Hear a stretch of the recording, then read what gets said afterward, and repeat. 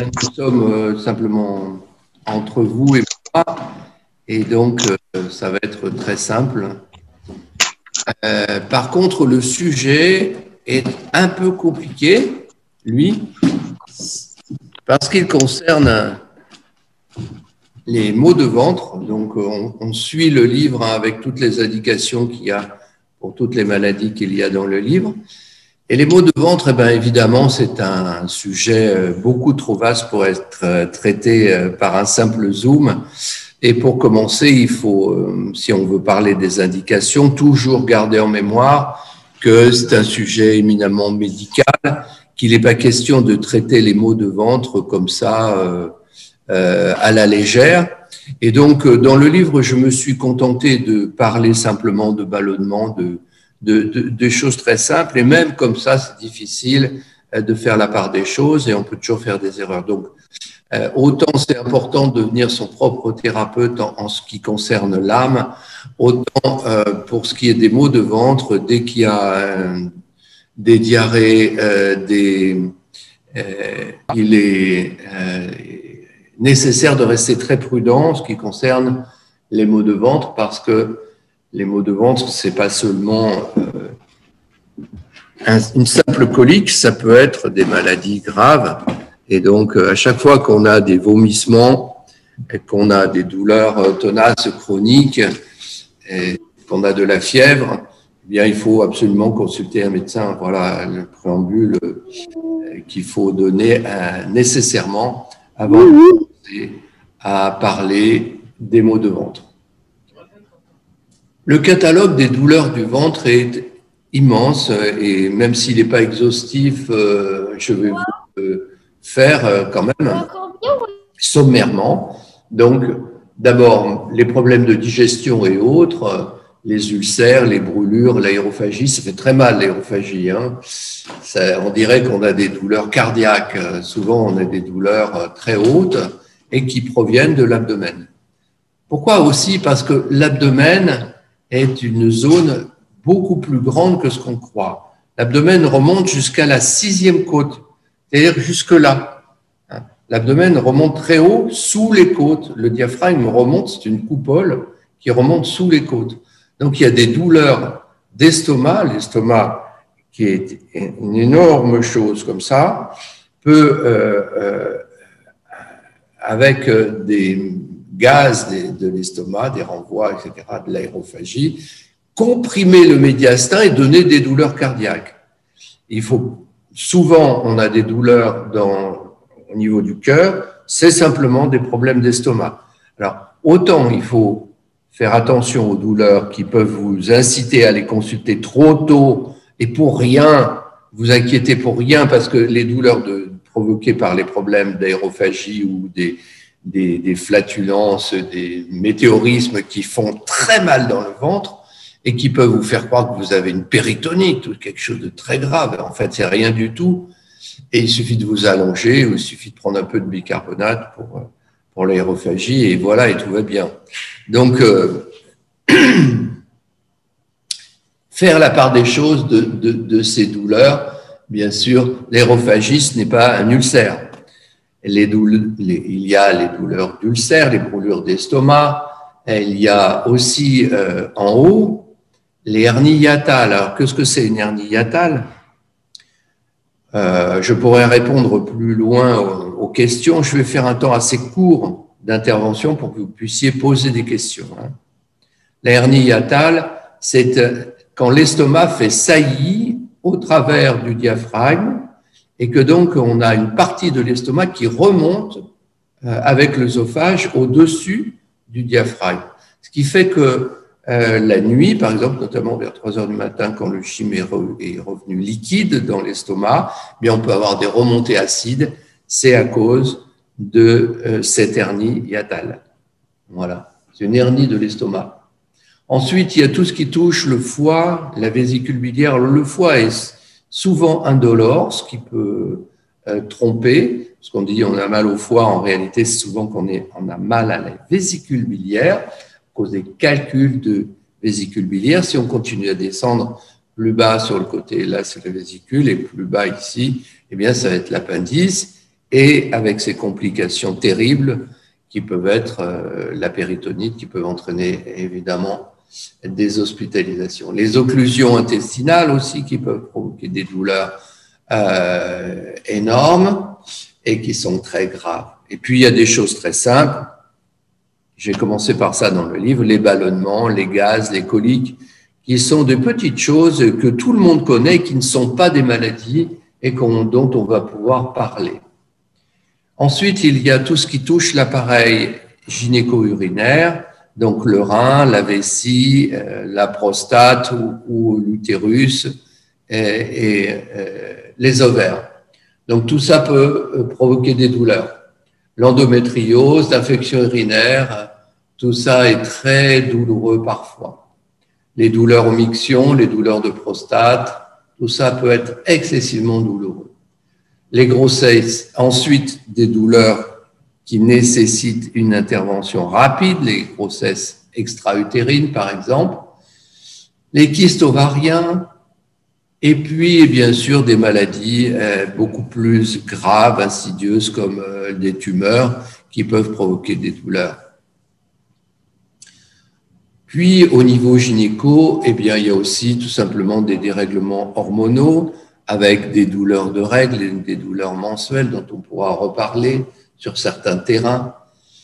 Et puis des pathologies digestives chroniques comme la maladie de Crohn, par exemple, qui est aussi une maladie qu'on va regarder de près parce qu'en rapport avec la psychoénergétique. Ensuite, il y a des maladies de société, je dirais, sont par exemple les syndromes du côlon irritable. Alors en soi, ça veut pas dire grand-chose, et on va le voir un peu plus en détail. Donc pour les investigations, je répète, je vais admettre quelqu'un là, et pour les investigations, donc je répète, il faut bien sûr les analyses de sang, les scanners, les analyses cliniques, etc. Ne pas oublier tout ça. Sans être hypocondriaque, il faut penser qu'il y a beaucoup de diagnostics possibles à poser sur une douleur qui peut ressembler à une autre. Voilà. Donc, des investigations. Et ne pas négliger les signes associés de fièvre, de vomissement, de nausée. Voilà. Alors, il y a toutes sortes de traitements allopathiques.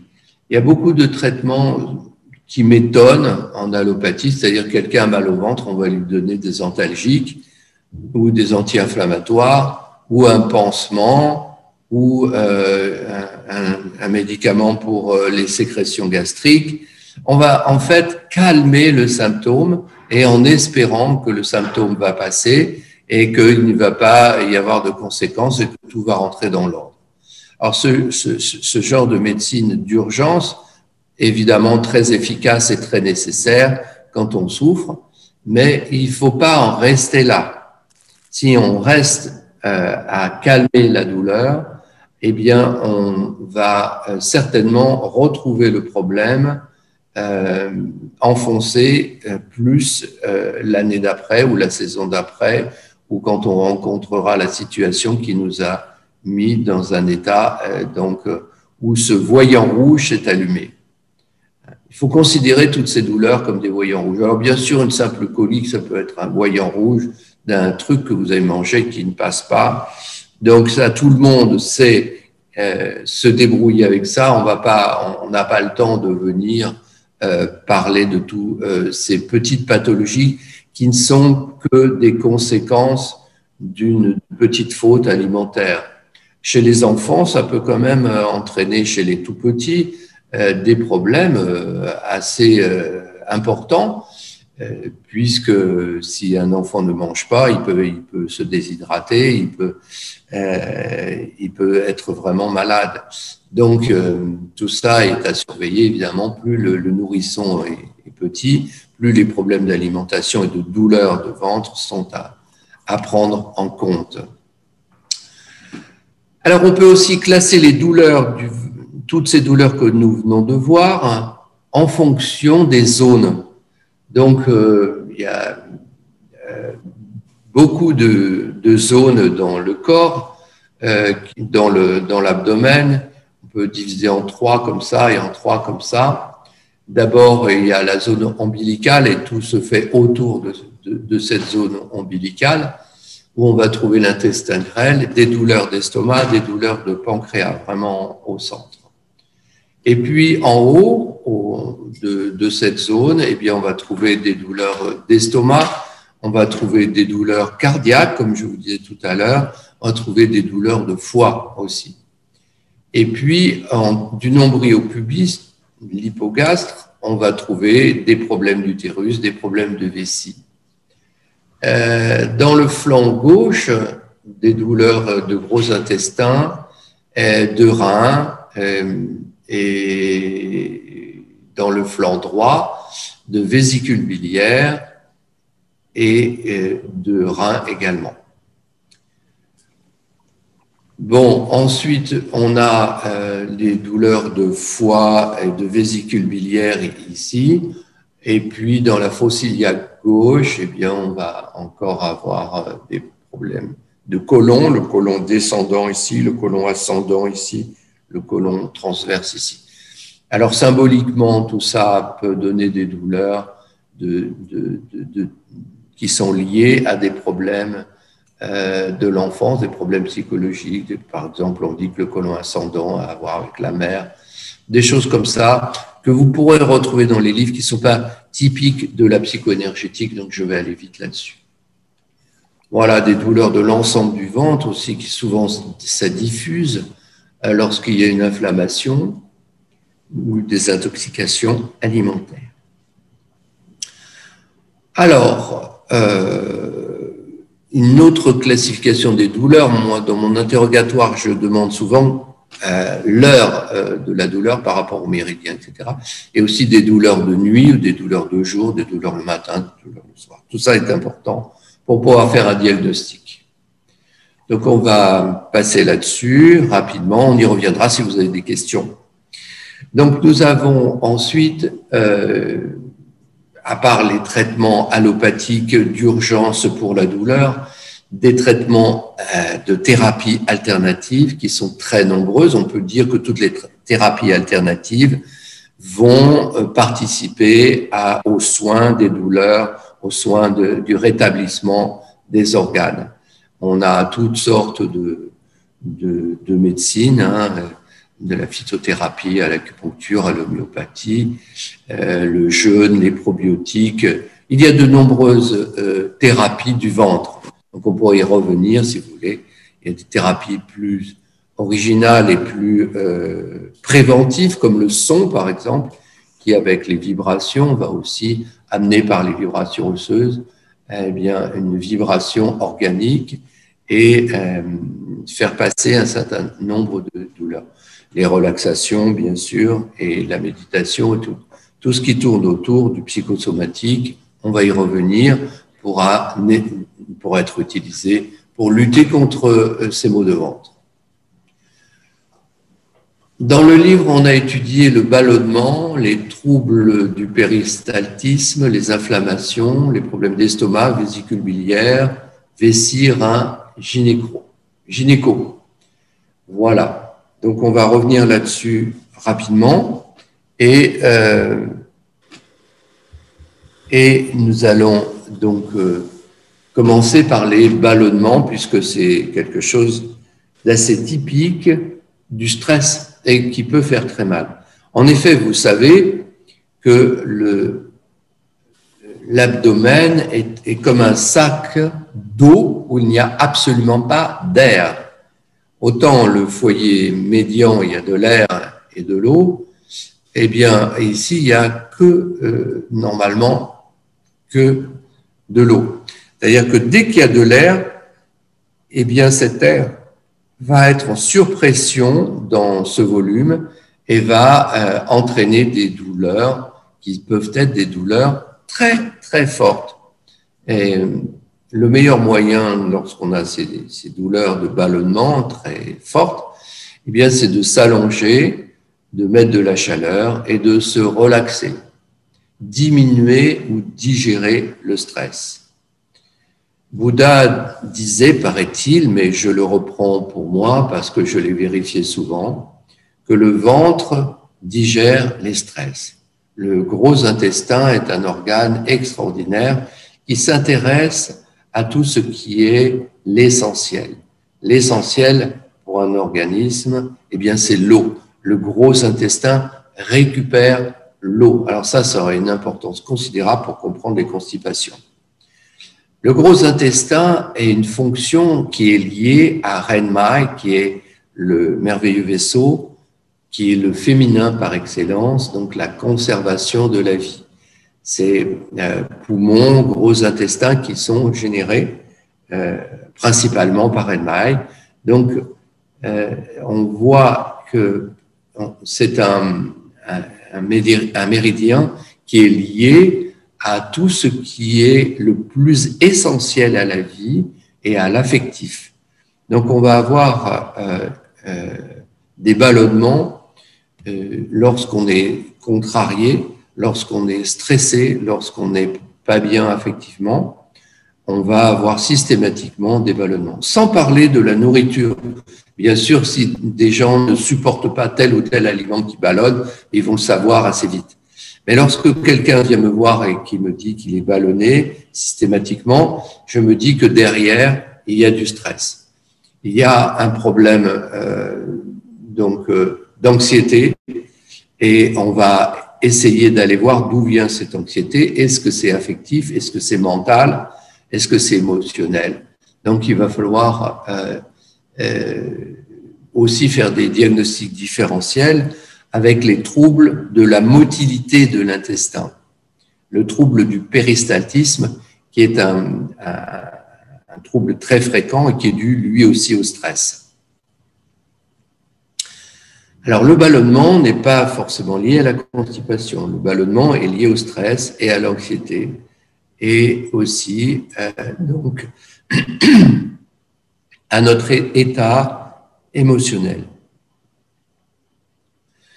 Donc, ce qu'il faut faire, ce que vous pouvez faire tout simplement, c'est de vous allonger, de masser aussi de la chaleur, mais masser le ventre dans le sens du transit et vous détendre et aller voir vos intestins, vous plonger dedans et attendre que ces météorismes passent. Parce qu'il y a beaucoup de ballonnements qui sont du gaz qui va être réabsorbé. Ça ne fait pas forcément des flatulences qui vont sortir. Ça peut faire des bruits à l'intérieur des intestins, des ballonnements à l'intérieur. Vous pouvez avoir un ventre énorme par moment, puis il redevient normal, sans qu'il y ait eu de gaz qui s'échappe. Donc le ventre a cette capacité de transformer aussi ces météorismes. Donc par moment ça fait mal, puis ça s'en va. Et ces douleurs peuvent être assez brèves et très vives. Voilà. Au niveau de la psychoénergétique, donc, eh bien, il est préconisé de faire les Qigong de Chongmai, les Qigong qui vont ascensionner l'énergie, amener de l'énergie pour remettre le système digestif en route et que ce ballonnement diminue. C'est aussi le Qigong de Vessi pour améliorer au niveau émotionnel. C'est aussi le Qigong des plexus solaires pour calmer toutes les émotions qui sont latentes. Mais plus que ça, il y a tout ce qui est mental aussi qu'il va falloir calmer avec la relaxation et aussi se désangoisser, surtout ne pas commencer à croire que parce qu'on a ces ballonnements, on va être forcément malade. Peut-être une demi-heure après, c'est fini. Surtout qu'on retrouve ces ballonnements sur le terrain luétique, qui est un terrain où tout est en dents de scie. Donc, vous pouvez avoir à un moment une énergie considérable, une énergie très basse. Et vous pouvez avoir des ballonnements et puis après, plus rien. Vous pouvez avoir des choses très, très en dents de scie comme ça. Ensuite, après les ballonnements, donc des troubles du péristaltisme, avec des douleurs importantes, d'anxiété qui se manifestent par des contractions donc au niveau du système digestif, des contractions bien trop fortes qui donnent des constipations en boule de cyprès. Si vous avez des constipations avec des matières qui sont très, très serrées, alors ça peut être parce que ça manque d'eau ou parce que vous avez une constipation spasmodique qui est à tout coup liée au mental, à l'anxiété ou à des déplacements ou à un problème d'adaptation aussi, d'où les problèmes de constipation pendant les voyages. Donc c'est assez facile, si on a mal au ventre pendant le voyage, de se préparer à ça avant, bien en voyant des vidéos de où on va, en préparant son voyage, en prenant des choses qui nous rassurent, des livres qu'on aime bien, et puis de préparer ses intestins à être fluide le plus possible au début du voyage. Et puis à se présenter à la selle régulièrement pendant le voyage. Voilà. Il y a beaucoup de choses à faire pour anticiper les constipations de voyage qui vous gâchent une semaine de voyage. Donc, c'est mental, c'est Yang Wei Mai, et bien sûr, vous avez intérêt à contrôler votre champ d'adaptation et ne pas sans arrêt être là à tout vouloir au niveau de la pensée, penser toutes les choses en même temps. Vraiment prendre le temps de faire les choses une par une. Si dans votre vie, vous avez beaucoup de stimulation du système sympathique, que vous êtes sans arrêt à fond, très stressé, très mental, eh bien, vous risquez d'avoir une irritation digestive de ce type et donc d'avoir une constipation spasmodique. Voilà. Donc, pensez également, si vous êtes très mental, c'est facile, à reprogrammer votre eau. Tout votre corps est un immense chaos. Si vous fermez tout de l'extérieur, pensez à votre eau comme ça, comme un océan intérieur. Un océan intérieur qui est refermé sur lui-même et qui contient une masse d'informations gigantesques. Eh bien, vous êtes, pour cet océan, vous êtes comme le soleil, vous êtes comme la lune, vous êtes comme le plancton, vous êtes comme tout ce qui habite cet océan, vous êtes sa conscience et vous êtes sa vie. Donc, il faut vous mettre en contact avec cet océan et descendre profondément dans la reprogrammation pour que votre eau soit dynamisée le plus possible. Dynamiser l'eau que vous buvez en la tenant comme ça magnétiquement, vous pouvez la dynamiser. Vous pouvez aussi envoyer du chi, donc de l'amour, et donc plus que de l'électromagnétisme, mais quelque chose de l'ordre vraiment de votre nature créatrice dans cette eau. Vous pouvez penser donc à boire, si possible, de l'eau qui vienne de bonnes sources. Donc, personne ne boit de l'eau de source actuellement, mais débrouillez-vous pour avoir de l'eau pure et de la dynamiser d'une façon ou d'une autre. Il y a 36 000 moyens à votre disposition qui ne sont pas forcément chers. Ensuite, par rapport à l'eau, eh bien, boire, paraît-il, 2 litres en plus d'eau par jour que ce qui est thé, etc. Pour hydrater le cerveau, bien sûr. Si on est très mental, c'est nécessaire. Et puis hydrater le côlon, hydrater tous les tissus. Et de le boire une demi-heure avant le repas ou 2 heures après le repas. Voilà. Donc, quand on est âgé, on a moins soif, beaucoup moins soif. Et c'est très difficile, j'en sais quelque chose, de respecter ces données de boire beaucoup. Je m'oblige à boire régulièrement sans pour autant arriver à boire 2 litres quotidiennement. Je suis un mauvais sujet par rapport à ça et ça se voit. D'ailleurs, la lactose, certainement, vient de là aussi. Les tissus n'aiment pas quand on les assèche, c'est clair. Mais d'un autre côté, bon, il y a des gens dans le désert aussi qui ne boivent jamais d'eau, qui boivent que du thé chaud et avec parcimonie et qui vivent très bien aussi. Mais bon, ils ont une peau très, très momifiée quasiment. Donc, peut-être que leurs organes ne sont pas tant en bonne santé que ça. Voilà, enfin, c'est ce qui se dit. Vraiment, ça a l'air d'être un consensus là-dessus. Buvez, buvez, buvez. Ensuite, il y a une autre sorte de constipation qui peut devenir douloureuse parce que on ne va pas à la selle à cause d'une constipation flasque. C'est quand l'intestin, le gros intestin n'a pas d'énergie, alors, eh bien, pas d'énergie dans les viscères égale conservation de matière. Donc, on a des selles qui sont énormes et flasques. On va à la selle tous les 3 jours, puis tous les 4 jours, puis toutes les semaines. Et j'ai même vu des constipations tellement terribles que le sujet allait à la selle 1 fois par mois. Donc, on arrive à des situations absolument redoutables où le pronostic vital peut être, sans qu'il y ait occlusion intestinale, le pronostic vital peut être mis en jeu parce que on est sur le merveilleux vaisseau Renmai, qui est la conservation de la vie, la conservation tout court, et trop de conservatisme, eh bien, c'est ne pas s'adapter, c'est ne pas évoluer, et ça peut entraîner des maladies graves.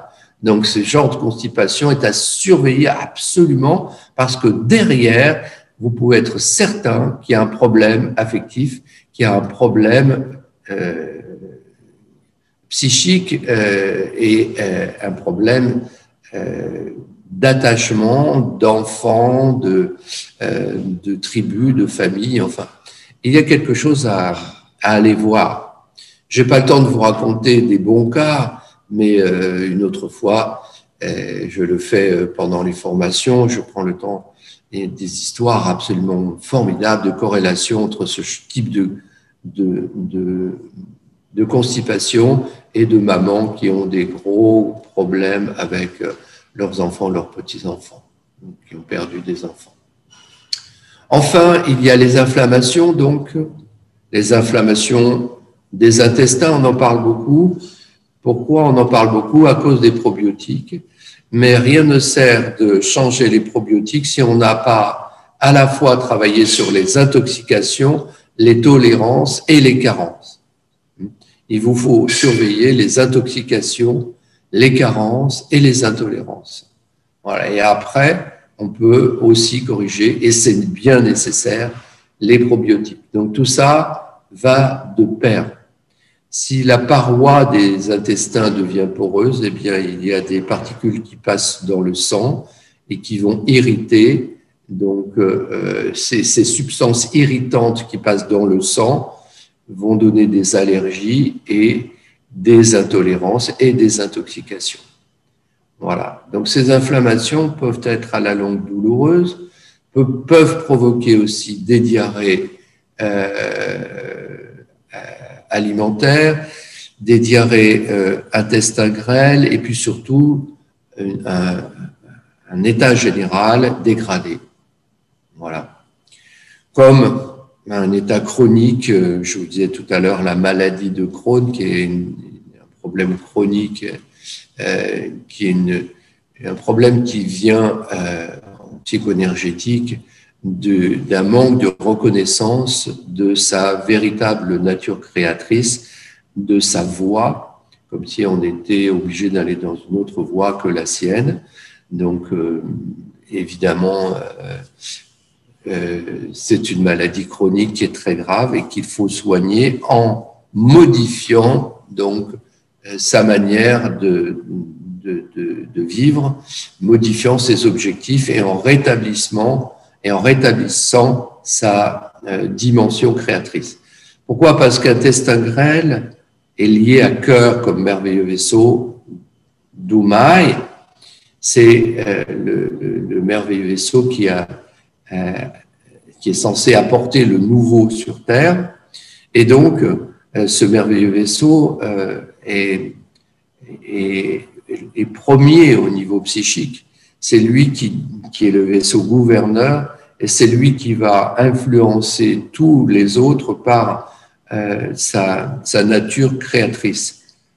Si on a un déséquilibre entre Tummo et Genmo, entre intestin grêle et gros intestin, entre sa nature existentielle et sa nature essentielle, eh bien, on a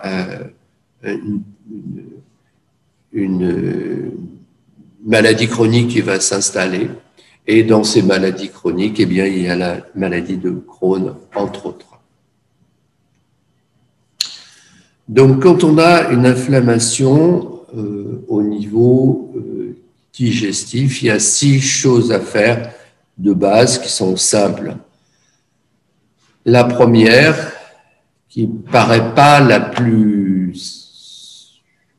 liée, et pourtant qu'il l'est, eh bien, si après manger, vous n'êtes pas en train de tomber parce que vous avez un problème de rate et que vous avez besoin d'absolument faire la sieste, eh bien, c'est de bouger, aller marcher tout simplement, aider votre estomac à faire son travail, et puis d'une façon générale, respirez. Donnez-vous dans la journée au moins une demi-heure d'activité physique et de cardiovasculaire tenue pour oxygéner le corps.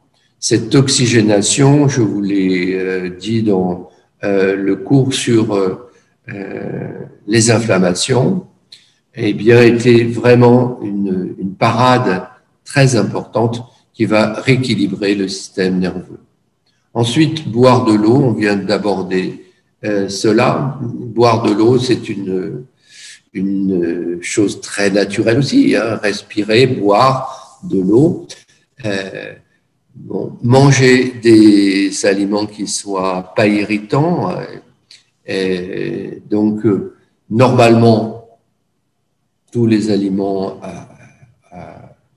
pour nourriture, pour humains, sont pas spécialement irritants, à part quelques-uns qui sont connus. Et puis maintenant, vous en êtes peut-être à un stade où il y a des intolérances, donc respectez vos intolérances pour calmer les inflammations. Vous y reviendrez à ces produits plus tard. Voilà. Équilibrez la flore intestinale en prenant des probiotiques choisis, sélectionnés. Il y a des labos qui savent faire ça si vous avez les moyens. Ce sont des prises de sang qui vous donnent à la fois les intolérances, les intoxications, les carences et les probiotiques qu'il vous faut prendre. Mais bon, tout ça est assez cher. C'est réservé quand même à des gens qui ont les moyens, malheureusement. Donc, moi-même, j'ai hésité à faire ces analyses.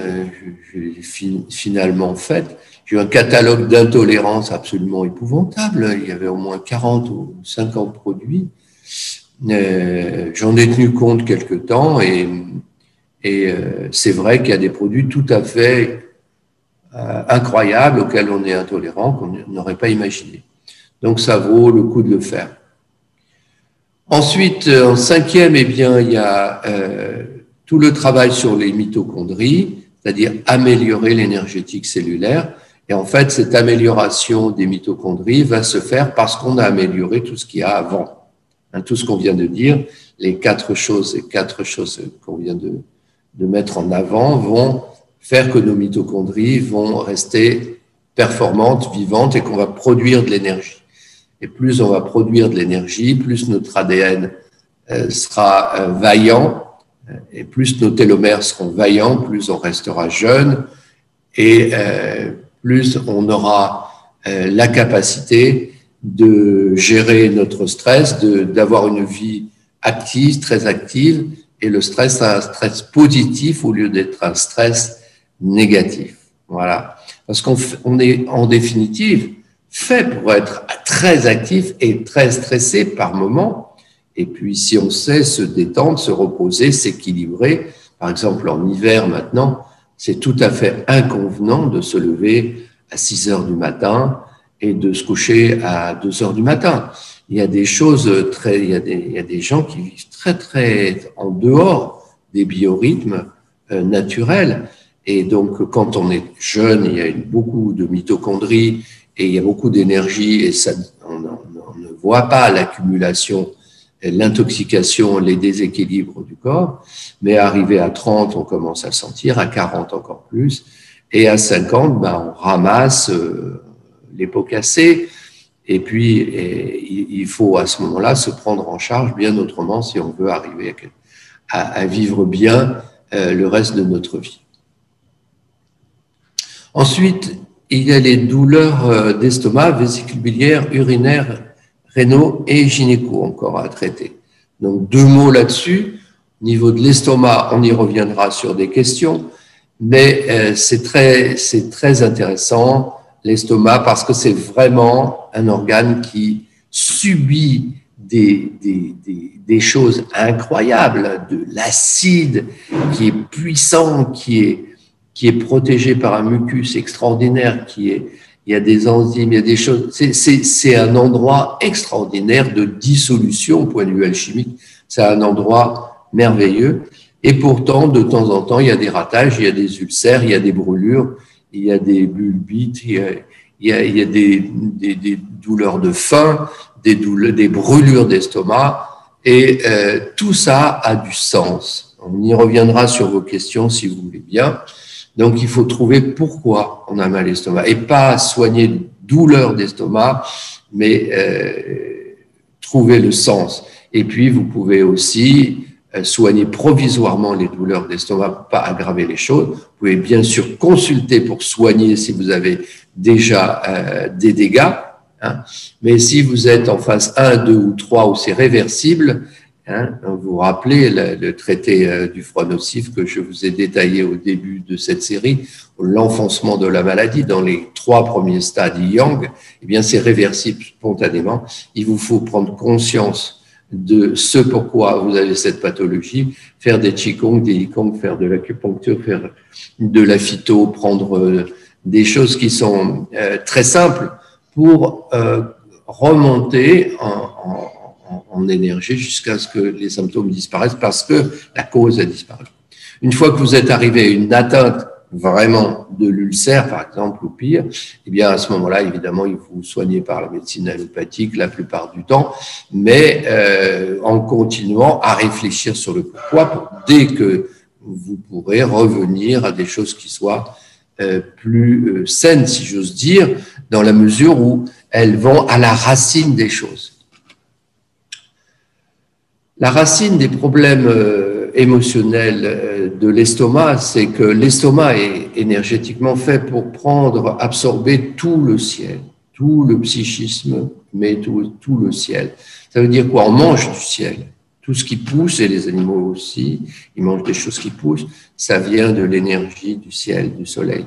On mange du ciel et on prend tout le ciel. Et ensuite, l'intestin grêle va trier, ne garder que ce qu'il a besoin et il va rejeter le reste. Bien, l'estomac est analogiquement donc l'endroit où on va absorber tout, prendre sur nous. Et il y a un moment donné où si émotionnellement on n'arrive pas à exprimer, ou si on est coincé dans son travail, ou si on est coincé dans sa vie d'une manière ou d'une autre, eh bien on va avoir des problèmes d'estomac qu'il faudra prendre en compte. Et on va avoir mal parce qu'on boit un peu trop de café ou on boit un verre de vin de trop.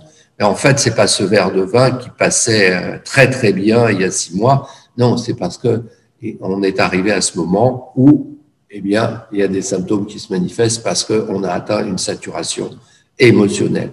Et on va falloir changer quelque chose au niveau de sa voix, trouver comment libérer son plexus solaire, comment calmer ce centre nerveux et calmer son stress, calmer son anxiété parce qu'on n'arrive pas à dire, parce qu'on n'arrive pas à être et parce qu'on n'arrive pas à évacuer et à retrouver vraiment sa sérénité. Pour la vésicule biliaire, c'est un peu la même chose, mais dans un domaine encore plus lié à sa voix, son cap. C'est une dialectique entre garder son cap et lâcher prise, les problèmes de vésicule biliaire. C'est lié souvent au terrain psor. Le terrain psor, c'est un terrain très, très méticuleux et à la fois très émotif, hein, qui est capable de s'attacher, lorsqu'il a une tâche à faire, à passer tout son temps sur 10% et puis à oublier les 90% qui restent. Ça veut dire qu'il veut faire très, très bien les choses. Mais en même temps, il n'a pas une vue d'ensemble. Alors que lorsque tout va bien, au contraire, on a par le foie, la vésicule biliaire, sa personnalité qui est dirigée et qui est conduite et qui est en équilibre grâce à l'énergie, et mise en mouvement grâce à l'énergie de vésicule biliaire. Lorsqu'on devient bileux, bien c'est tout à fait le contraire, on se fait du souci pour des petites choses, on tombe dans la sensiblerie et il va falloir se remettre en question sur ses lâcher-prises et sur sa manière de tenir son cap. Au point de vue urinaire, donc on est plutôt sur des problèmes d'eau, évidemment, donc relationnel. Donc tout ce qui touche le relationnel, c'est yin xiaomo, yang xiaomo. Les problèmes rénaux, c'est l'axe cœur-rein, on y reviendra. Donc c'est les gros problèmes fondamentaux, structure, énergie. Et puis au niveau gynéco, eh bien là aussi il y a des problèmes relationnels, les problèmes de localisation. Est-ce que c'est sur les organes génitaux externes, internes? Et qu'est-ce que ça veut dire? Donc, quel terrain c'est?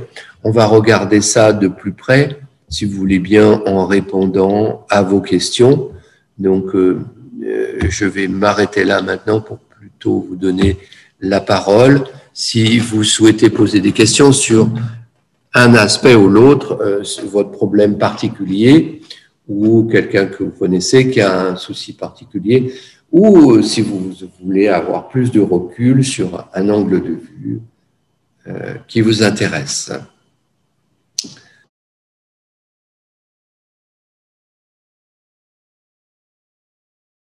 J'adore ce mot, les borborigmes. Je les emploie pour les penser, moi. Alors, eh bien, c'est une question, enfin, des choses positives. Lorsqu'il y a des borborigmes digestives, en général, c'est qu'on est en train de digérer des stress. Par exemple, dans un massage, à un moment donné, vous avez des bruits dans le ventre. Eh bien, c'est le péristaltisme qui augmente. Et au moment où le péristaltisme augmente, eh bien, c'est que vous êtes en train de digérer des stress. Alors, c'est très, très bien. Il y a même des techniques où on travaille avec un stéthoscope, on fait des petits massages, le lobe de l'oreille, la clavicule, et à un moment, on entend bloup, bloup, bloup, bloup, et on arrête. C'est qu'il s'est passé une régulation au niveau végétatif. C'est amusant, non? Voilà.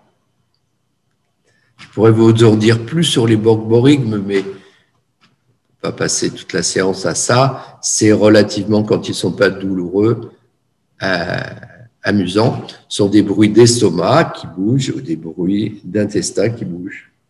Voilà. C'est très vivant tout ça, hein. Le système nerveux végétatif, le végétal en nous, la conscience végétale en nous est immense, immense, immense. Pensez que c'est l'inconscient, c'est 4 milliards de bits par seconde et le conscient 3000 seulement.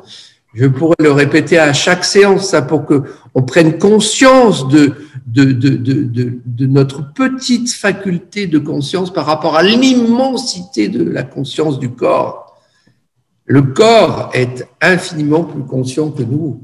Et quand on entend ces barbants, quand on pose l'oreille sur le ventre de son amoureux et qu'on entend tous ces bruits-là, hein, oh, que c'est merveilleux. Toute cette vie qu'il y a, hein, là, ben c'est très touchant. Mais si on descend vraiment profondément là-dedans, c'est d'une beauté. Et quand on va avec un endoscope voir les entrailles, tout ça vivant, c'est d'une beauté. C'est très, très beau. Bon, je vais vous paraître un peu morbide, un peu bizarre, mais bon. Moi, quand je regarde une coupe de crâne, j'ai une illumination immédiate, vous comprenez? Je suis immédiatement en méditation, tellement c'est beau. À un endroit si petit qui contient, chaque parcelle, c'est voilà, la miniaturisation. Dans l'abdomen, c'est pareil, chaque centimètre carré est utile. Quand on a envie de dormir après le repas, c'est un problème de rate en général. Donc, toute l'énergie après le repas, toute l'énergie va dans le ventre. Strongmo, l'ascenseur des énergies qui est censé alimenter tous les organes, fonctionne à fond pour alimenter le système digestif et toute l'énergie va dans le ventre. Et à ce moment-là, si vous avez un coup de barre, eh bien, vous faites comme les Chinois, vous vous mettez comme ça et vous dormez. Nous, c'est pas dans notre culture de faire la sieste, malheureusement, et c'est dommage, c'est une très mauvaise idée de travailler en somnolent et en travaillant mal, etc. On ferait mieux de faire 20 minutes de sieste et d'aller travailler après. Il n'y a pas de poids, de mesure. Soit on a une bonne rate et on peut aller marcher, bouger, se remettre au boulot tout de suite après manger, soit on ne peut pas. Si on ne peut pas, il faut faire la sieste. Pensez que c'est vraiment culturel chez nous, c'est mal vu de faire la sieste, alors qu'en fait, c'est une chose. Voilà. Parce qu'on ne dort pas assez, personne ne dort assez, personne. L'âge où vous êtes, là, l'âge moyen, vous devriez dormir 8-9 heures par nuit. Ben oui, voilà. Mais si, moi je te fais ça. Voilà. Et les plus jeunes, ils peuvent dormir 9-10 heures. Hein, ceux qui ont 20 ans par là. C'est beaucoup, 8-9 heures. Hein. Eux, à partir de 60-70, ils peuvent dormir un peu moins. Mais moi, comme je suis resté très jeune, bien que j'ai 70, je dors quand même 8 heures par nuit. Et si je veux être en forme, c'est vraiment très très clair que si je dors 6 heures par nuit, si je dors 6 heures par nuit pendant 3 jours, par exemple, eh bien, je vaux plus un clou. Je me coince le dos, je vois que ça ne va pas. Mais alors, il y a dormir et dormir. Si vous avez des insomnies, par exemple, vous pouvez méditer, faire de la relaxation. Ça compte. Une relaxation bien faite, un training autogène bien fait, ça vous fait 1 heure de sommeil. Ça équivaut à 1 heure de sommeil. Parce qu'il n'y a pas que le sommeil de rêve, sans rêve, de sommeil profond, il y a aussi la méditation et la relaxation. Moi, quand je dis que je dors 8 heures, c'est pas vrai, je dors 8 heures aussi parce que je médite à 5 heures du matin et que, en fait, j'ai tout ce temps de méditation, je le compte comme du temps double de sommeil. Il y avait une question sur les douleurs de règles aussi. Donc, les douleurs de règles, on ne peut pas répondre en 5 minutes à une douleur de règles. Parce qu'il faut connaître, faire vraiment une anamnèse très poussée pour savoir d'où ça vient. Il y a une raison qui est commune, qui est hormonale et qui est héréditaire. Il y a une raison hormonale qui n'est pas héréditaire, mais qui est une transmission familiale. C'est-à-dire que quand la maman a eu des règles douloureuses, la fille a eu des règles douloureuses aussi. Mais on a une maman qui n'a pas de règles douloureuses, la fille n'a pas de règles douloureuses, et puis à 35 ans, elle se met à en avoir. Parce qu'il y a une modification hormonale qui est due à ce qu'elle a eu un enfant, qui est due à ce que ça ne va pas avec son conjoint, qui est due à un choc dans sa vie, qui est dû à de multiples causes. De multiples causes. Au niveau gynéco, les relations avec les partenaires vont déterminer beaucoup de choses concernant les règles. J'ai énormément vu de femmes qui étaient en aménorrhée depuis des années, qui au cours du traitement énergétique, donc en recontactant l'énergie créatrice par les merveilleux vaisseaux, retrouvaient leurs règles, parfois alors que ça faisait 20 ans qu'elles n'avaient pas de règles.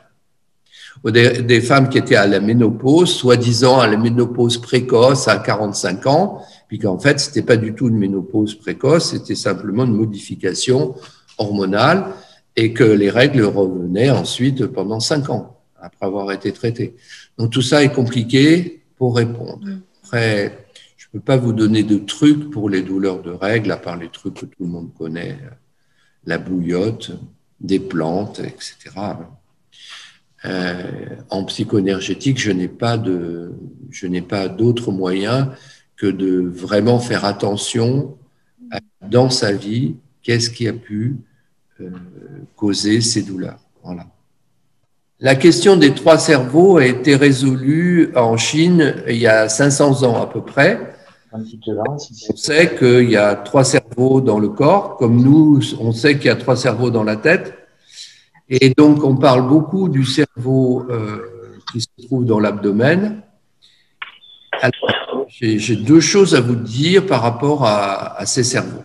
D'abord, on n'a pas le cerveau dans le crâne et le cerveau dans le ventre, mais on a aussi un dans le cœur.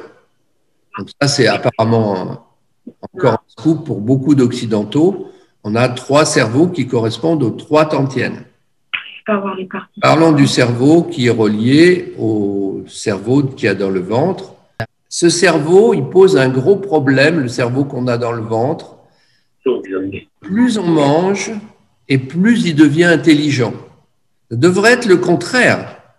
On pourrait imaginer que moins on mange et plus ils deviennent intelligents pour pouvoir capter la moindre chose. Et en fait, non. Plus plus ce cerveau augmente de volume, plus il a de neurones et plus il est capable d'assimiler, de savoir discriminer ce qui est bon pour nous. Donc, eh bien, on grossit. Plus on mange, plus on grossit. C'est bête, hein? Et ça, c'est dû à la manière de ce que ce cerveau est. Et alors, les cellules, alors c'est pire que ça, c'est que les cellules graisseuses, c'est pareil que les neurones, c'est-à-dire que quand les cellules graisseuses normales, qui donnent la forme normale de la chair, sont remplies, eh bien, il s'en crée d'autres.